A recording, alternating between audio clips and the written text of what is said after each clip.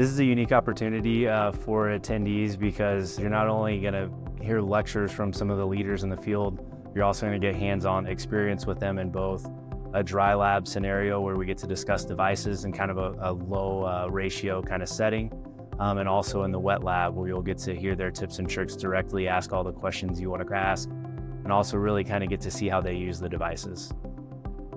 We have lecturers from mainly the region, but some from all over the country who are specialists in the field.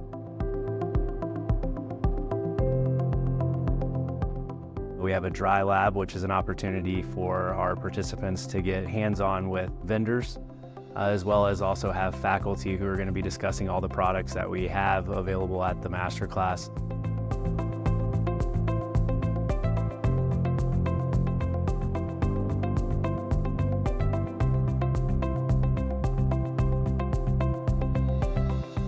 We'll have a wet lab section in Frederick Hospital. We'll have C-arms and cadavers where the participants are going to get hands-on with all the devices you saw in the dry lab. And so we'll get to do spine interventions from spine jack to radiofrequency ablation to kyphoplasty. If you're looking to kind of expand your repertoire in MSK procedures, learning how to do pelvic fixation is kind of the next frontier. In order to get a full experience in pelvic fixation and the nuance and complexity that it involves, we're going to utilize the actual IR suites that are used to perform those procedures, which will allow us to do cone beam CT, 3D reconstructions and plot lines, and also understand the nuance of advanced imaging applications and the pitfalls and kind of tips and tricks that you'll encounter along the way. So learning how to incorporate what you learn here into your practice is what we're pushing for.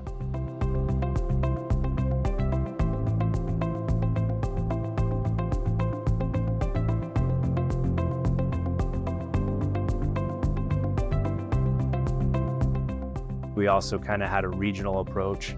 where we wanted people to be able to develop a network of experts in the area that if they had a question that they could reach out to help kind of facilitate these cases moving forward and more people being able to do them confidently.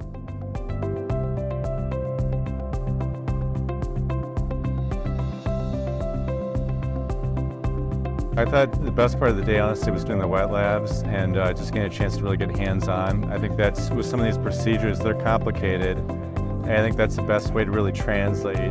the learning to translate that to actual experience in working with patients. I've been looking forward to attend this, meeting, especially when I knew about the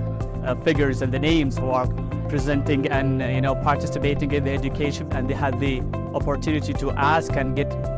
helpful answers. I think my favorite part of today was hearing from orthopedic surgeons themselves, hearing about what their experience has been like and what motivated them to start working with interventional radiology. The key takeaways, there are a ton, but the main thing is you don't even really know what to look out for, and you have people with years of experience who've done these procedures hundreds of times, so they know what to look out for, they know the common mistakes, they know where they've had their first failures and first problems, so they can kind of lay it out for you, so you know what to look out for, and more importantly, when to expect it and how to accommodate for it. Stuff I didn't even know I needed to look out for. I think having something like this and bringing trainees and attendings of interventional radiology, orthopedic surgery, oncology working together for the betterment of patients, I think it's phenomenal.